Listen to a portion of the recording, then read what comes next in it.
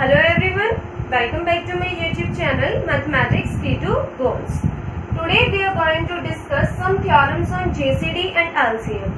Greatest common divisor and LCM क्या होता है ये हमने लास्ट वीडियो में डिस्कस कर लिया था. आज हम इसके कुछ theorems and some questions हम डिस्कस करेंगे. Coming to first theorem, if A equals BQ plus R, अगर A को मैं लिख सकती हूँ as BQ plus R, then A B की जो जीसीडी है इक्वल्स टू बी आर की जीसीडी. सो इसके प्रूफ पर चलते हैं. We have to prove GCD of A B is equals to GCD of B R. So हम दोनों की ही जीसीडी लेट कर लेते हैं. पहले let GCD of A B equals some D1 and GCD of BR sum D2. और हमें proof क्या करना है? रिक्वायर्ड टू प्रूव हमारे पास यहाँ पर है D1 equals D2. यही हमने प्रूफ करना है ना as per the given theorem. सो अब हम डेफिनेशन अप्लाई करते हैं GCD की. D1 जो है वो AB की GCD है. इसका मतलब क्या हुआ? By definition D1 divides A and D1 divides B. तो यहीं से मैं लिख सकती हूँ D1 divides A minus B Q. अब ये हमने किस तरह से लिखा? अगर आपको याद हो हमने एक थ्योरम की थी that if A divides B and A divides C, this implies A divides bx plus cy for all xy belongs to integers. तो हमने इस रिजल्ट का यहाँ पर यूज किया है. A is equals to bq plus r given है, तो यहाँ से मेरे पास A minus bq is equals to r होएगा. That means मेरे पास क्या चीज आ गई? D1 जो है वो डिवाइड करता है r को. D1 तो मेरा B को भी डिवाइड करता था, D1 अब मेरा R को डिवाइड कर रहा है. तो इसका मतलब क्या हो गया कि D1 जो है वो B और R का कॉमन डिवाइजर है. D1 is common divisor of B and R. यही गया ना हमारे पास. और अगर आप जीसीडी की डेफिनेशन पर जाओ, किन्हीं भी दो नंबर्स x y के लिए k जो है वो उसकी जीसीडी होगी. उसकी दो कंडीशंस थी. पहली कंडीशन तो ये थी कि k जो है वो मेरा डिवाइड करता है x को और k जो है वो मेरा डिवाइड करता है y को. और इसकी दूसरी कंडीशन ये थी कि अगर कोई डैश अनदर कॉमन डिवाइजर आ रहा है हमारा x एंड y के लिए, तो k डैश जो होता था वो k को डिवाइड करेगा, जहां पर k डैश जो होता था वो less than equal to k होता था. यही जीसीडी की डेफिनेशन थी. इसी डेफिनेशन को अब हम यहाँ पर अप्लाई करेंगे. B एंड R की जीसीडी D2 है. D1 जो है वो इसका कॉमन डिवाइजर आया है. सो दैट मीन्स D1 जो है वो डिवाइड करेगा D2 को. पैरेलली हम प्रूव कर सकते हैं D2 जो है वो डिवाइड करता है D1 को. सो बाय 1 and 2 ऐसे केस में तो एक ही पॉसिबिलिटी बचती है, D1 equals D2. और यही हमने प्रूव करना. Here is a result that if D is GCD of AB, D जो है वो AB का ग्रेटेस्ट कॉमन डिवाइजर है, उसकी GCD है, then एग्जिस्ट करेंगे ऐसे दो integers m and n such that मैं d को लिख सकती हूँ एज ma plus nb, जहाँ पर d जो है वो लीस्ट पॉसिबल वैल्यू है ma plus nb की. एक एग्जांपल के थ्रू इस रिजल्ट को समझने की कोशिश करते हैं. 48 and 49 एंड इनकी हम जीसीडी फाइंड करते हैं by Euclid's division algorithm. So according to that method इसी तरह से हम अप्लाई करते हैं ना इस मेथड को एचसीएफ या जीसीडी फाइंड करने के लिए.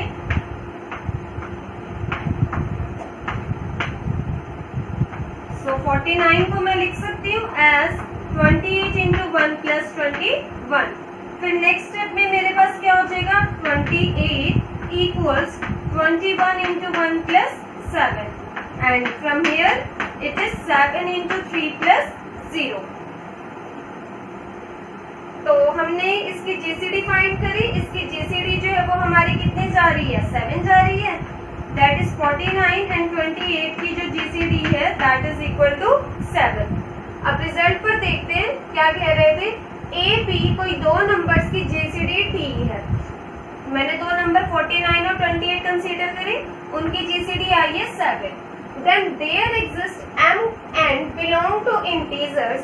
अब मेरे पास कोई m and n आएंगे जो कि मेरी इंटीजर वैल्यूज हैं such that d is equals to m a plus n b। यानी कि ये जो मेरा d आया है इस 7 को मैं लिख सकती हूँ m a। a जो है मेरा 49 पड़ा हुआ है m into 49 plus n b n into 28। यही कहा गया इस रिजल्ट में। अब चेक करके देखते हैं क्या मैं 7 को इस तरह से लिख सकती हूँ। अगर आप इस स्टेप में देखें तो 7 की जो वैल्यू है 7 की वैल्यू क्या पड़ी हुई है हमारे पास 28 माइनस 21 इंटू 1। और इससे इस वाले स्टेप में 21 की जो वैल्यू है वो आप चेक करो क्या है 28 माइनस 21 की वैल्यू 49 माइनस 28 इंटू 1। अब ये साथ में मल्टीप्लाई में 1 ही पड़ा था तो ना भी लिखो तो उससे कोई फर्क नहीं पड़ता। सो मेरे पास क्या आ गया 7 is equals to 28 minus 49 minus 28।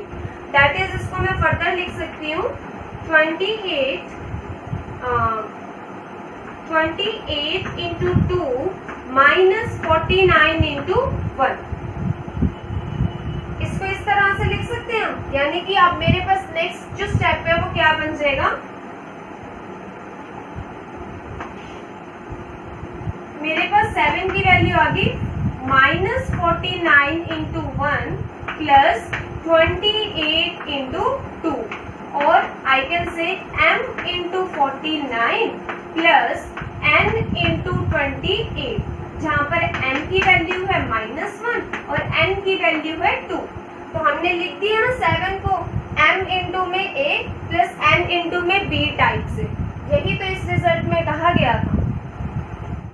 Next Gauss theorem के अकॉर्डिंग हमारे पास क्या है कि a divides b c, a and b are coprime, then a divides c। a जो है वो किसी b c को डिवाइड करता है बट a और b मेरे को प्राइम है, उनकी जीसीडी जो है वो 1 है।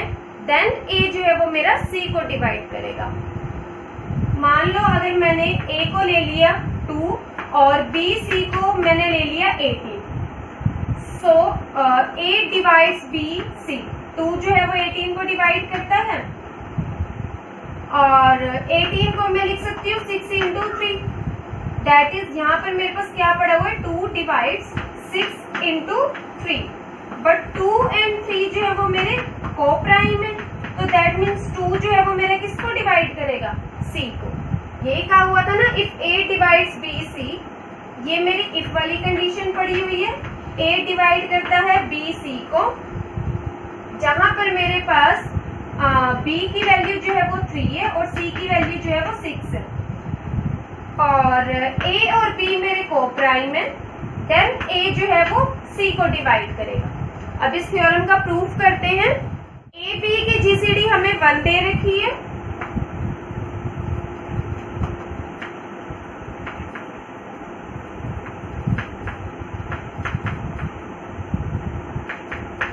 तो अभी हमने जो पीछे रिजल्ट किया था उसके अकॉर्डिंग मेरे पास एग्जिस्ट करेंगे कोई integers x and y such that मैं लिख सकती हूँ 1 को a इंटू में x प्लस b इंटू में y।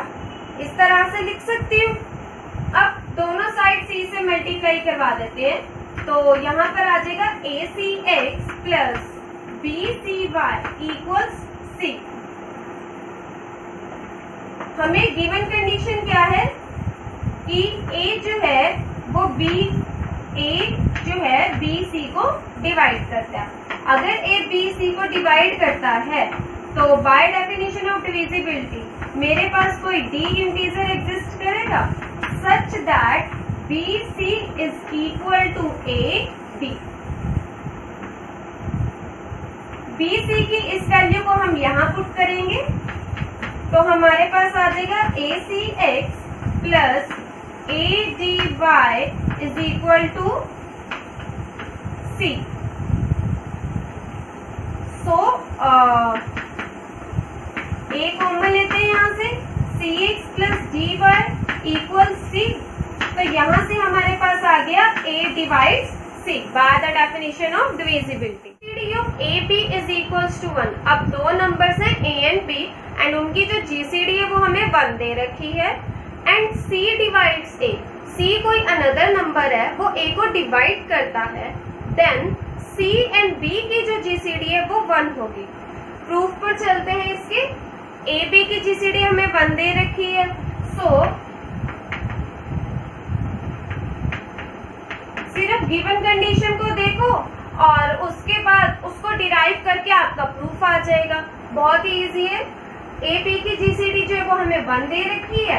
अगर इसकी जीसीडी 1 है तो दैट सिंपली इंप्लाइज मेरे पास कोई दो integers m and n exist करेंगे सच दैट जो भी हमने रिजल्ट यूज किया था उसके अकॉर्डिंग a इंटू में m प्लस b इंटू में n इक्वल टू 1। फर्दर हमें और एक कंडीशन दे रखी थी कि c जो है वो a को डिवाइड करता है। अगर c a को डिवाइड करता है तो यहाँ पर आप क्या रिजल्ट अप्लाई कर सकते हो? यहाँ तो डिविजिबिलिटी की डेफिनेशन ही अप्लाई हो सकती है। अप्लाई करते हैं। एग्जिस्ट करेगा कोई d belong to integer such that I can write a is equals to c into d। अब ये जो वैल्यू है इसको हम यहाँ पुट करते हैं c d m plus b n equals 1 और I can write this as c into D M plus b into n equal to 1 जहाँ पर ये सारे मेरे इंटीजर्स चल रहे हैं। So further I can write C X plus B Y equal to 1। X Y जो है वो मेरे इंटीजर वैल्यूज हैं। सो यहाँ से अब C X plus B Y equal to 1 इसका मतलब क्या है कि सी और बी की जो जीसीडी है वो 1 है और यही तो हमने प्रूफ करना था। अगर ए बी मेरे को प्राइम है सी कोई नंबर है जो ए को डिवाइड करता है देन सी एंड बी जो होंगे वो को प्राइम होंगे। A M N are non zero integers. ये 3 नॉन जीरो इंटीजर्स हमें गिवन है। देन a कोमा एम एन इसकी जो जीसीडी है वो 1 होएगी इफ एंड ओनली इफ। पहली कंडीशन क्या है कि ए एम मेरे को प्राइम है बट ए एन मेरे को प्राइम नहीं है। दूसरी कंडीशन है कि A M and A N दोनों ही मेरे को प्राइम है। थर्ड कंडीशन में ए एम तो को प्राइम है बट ए एम के लिए कंडीशन होल्ड नहीं होगी एंड फोर्थ केस में दोनों ही मेरे को प्राइम नहीं है। तो करके देखते हैं इस क्वेश्चन को। हमें दे रखे ए एंड एम एन की जो जीसीडी है वो 1 है। गिवन कंडीशन में ए कोमा एम एन इसकी जीसीडी 1 दे रखी है। अगर इसकी जीसीडी 1 है तो वहां पर आप क्या अप्लाई कर सकते हो? दैट सिंपली मीन्स कि हमारे पास देयर एग्जिस्ट एम एन कोई ना कोई एम एन तो हमें दे ही रखे हैं तो हम कोई एक्स एंड वाई लेट कर लेते हैं। एग्जिस्ट करेंगे X and Y integers such that I can write A X plus M N into Y is equals to 1। इस तरह से मैं लिख सकती हूँ। Further I can write A X plus M को बाहर ले लेते हैं N into Y equal to 1।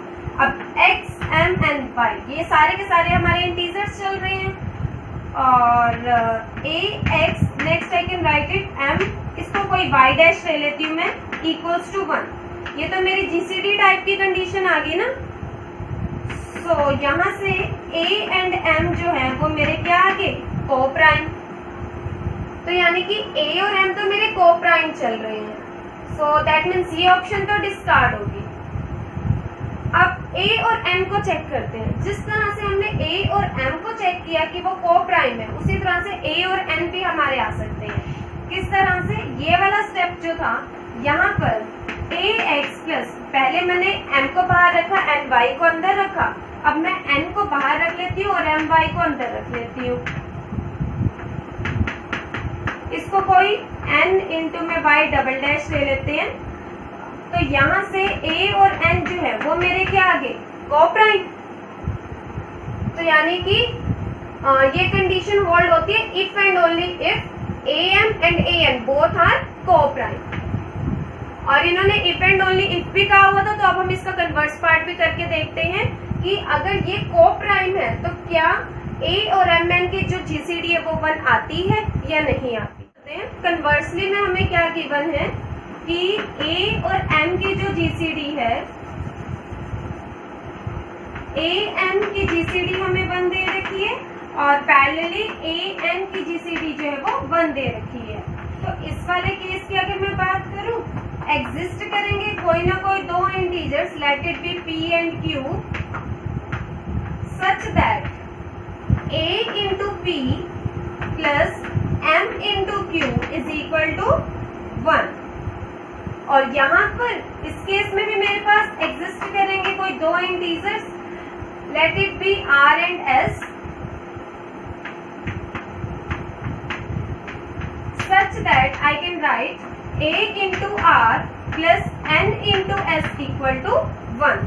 अब फर्दर चलते हैं, मेरे पास क्या आया है? A R plus N S is equal to 1 और मैं इसको लिख सकती हूँ N S into 1। A into A तो ए ही होता है, तो मैं इस ए को ए इंटू 1, सॉरी ए इंटू 1 तो ए होता है, तो मैं इस ए को ए इंटू 1 लिख सकती हूँ। वही चीज मैंने यहाँ पर करी, एन एस इंटू 1 लिख दिया। क्यों लिखा अभी आपको पता लग जाएगा। इस 1 की जो वैल्यू है वो ये पड़ी हुई है, ये वैल्यू अब हम यहाँ पर पुट करते हैं। So it will be AR plus NS into AP plus MQ equals 1. Further it will be A into R plus NPS, यहाँ से R और यहाँ से NPS मैंने कॉमन ले लिया, प्लस अब मुझे चाहिए MN, तो MN को हमने बाहर रखा और हमारे पास आ जाएगा, मेरे पास M N into S Q आ जाएगा। ये सारे ही मेरे इंटीजर्स पड़े हैं, इसको मैं कोई अनदर इंटीजर लेट कर लूं, सो इसको कोई एक्स मान लेते हैं और इसको कोई एम एन पड़ा हुआ था हमारे पास, M N into Y equal to 1। तो यहाँ से ए फ्रॉम दिस स्टेप हमारे पास ए और एम एन जो है उसकी जो जीसीडी है वो कितनी आ गई? 1. So the given condition holds if and only if AM and AN are co-prime. Actually में ये आपकी थ्योरम थी BSc सेकेंड सेमेस्टर में, बट जो CUCA टाइप के जो एंट्रेंस टेस्ट वगैरह होते हैं उसमें इसी तरह से थ्योरम्स के MCQs बना करके मोस्टली गिवन होते हैं। If A divides C, B divides C, AB co-prime, then AB divides C. अब हमें गिवन दे रखा है ए सी को डिवाइड करता है और बी सी को डिवाइड करता है। सो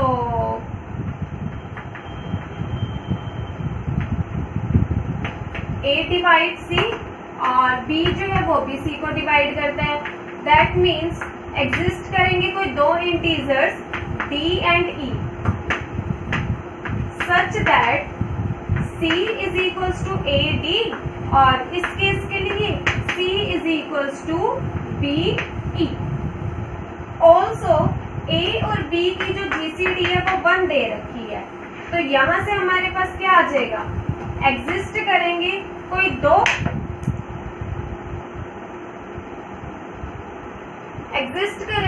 दो इंटीजर्स M N एग्जिस्ट करेंगे हमारे पास, सच दैट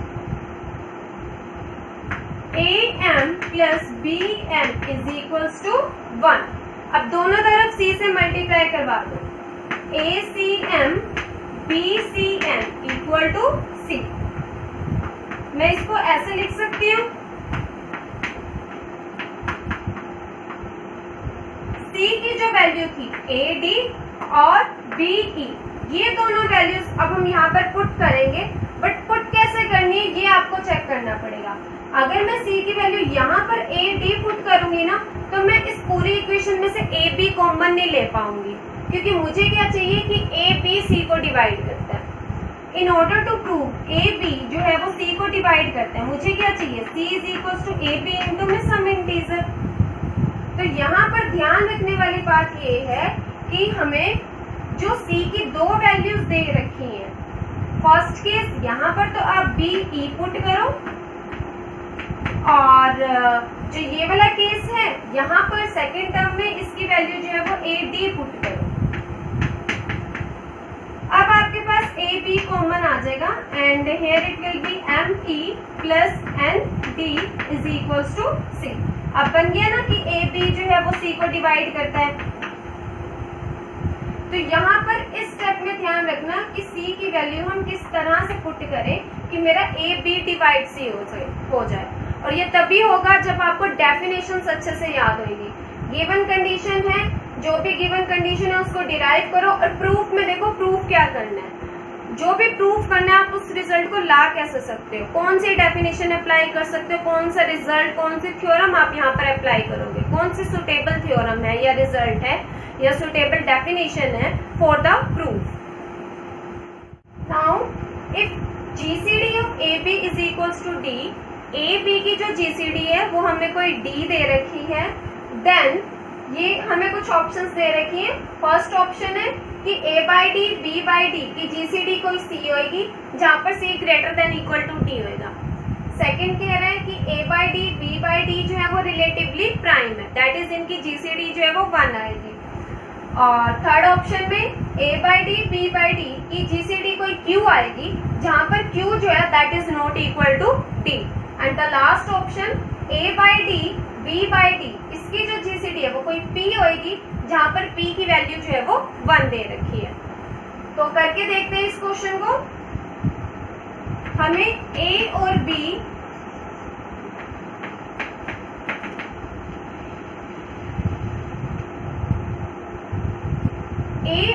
जो है AB की GCD जो है वो हमें कोई D गिवन है, ठीक है। और हमने इन चारों ऑप्शंस में A बाई डी और B बाई डी के GCD की बात की है, जो फाइंड करनी है कि क्या हो सकती है क्या नहीं हो सकती इन चारों ऑप्शंस में से। तो हम लेट कर लेते हैं A बाई डी और B बाई डी GCD है वो कोई T है, कोई इंटीजर वैल्यू T है।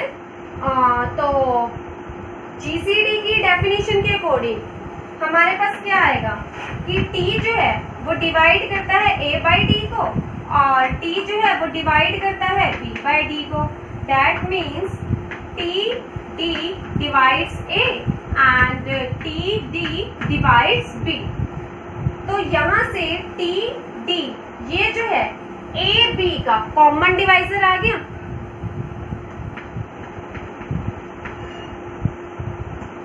T D is common divisor of A and B, ये इसका कॉमन डिवाइजर आ गया। और GCD की डेफिनेशन के अकॉर्डिंग जो ये कॉमन डिवाइजर है ये A B की GCD को डिवाइड करेगा ही करेगा। दैट मीन्स मेरे पास क्या चीज आ गई कि T जो है वो 1 को डिवाइड कर रहा है। अब T तो 1 को तभी डिवाइड कर सकते हैं ना जब T की वैल्यू क्या होगी। सो दैट मीन्स जो A by D and B by D है उसकी जो GCD है वो हमारे पास कितनी आई है 1। दैट मीन्स ये हमारे को प्राइम है, रिलेटिवली प्राइम है। और सिमिलरली इसका फोर्थ ऑप्शन भी यही है कि इसकी जो GCD है वो कोई P है जहां पर P की वैल्यू कितनी है 1। ये वाली ऑप्शन डिस्कार्ड हो जाएगी। A by D B by D की GCD Q not equal to D। अब हमने यहाँ पर ये तो कह दिया Q not equal to D, पर Q तो कुछ भी हो सकता है, ये जरूरी तो नहीं है कि वो 1 ही होएगा। और इस वाली ऑप्शन में हमारे कंप्लीटली कंफर्मेशन मिल रही है कि जो वैल्यू होगी वो 1 ही होगी। ऑप्शंस में मल्टीपल सिलेक्ट क्वेश्चंस में कंफ्यूजन रह जाती है, तो अगर आपको कंसेप्ट क्लियर होएगा एंड ऑब्जर्वेशन स्किल्स अगर आपकी क्लियर होंगी then you will tick the correct answer.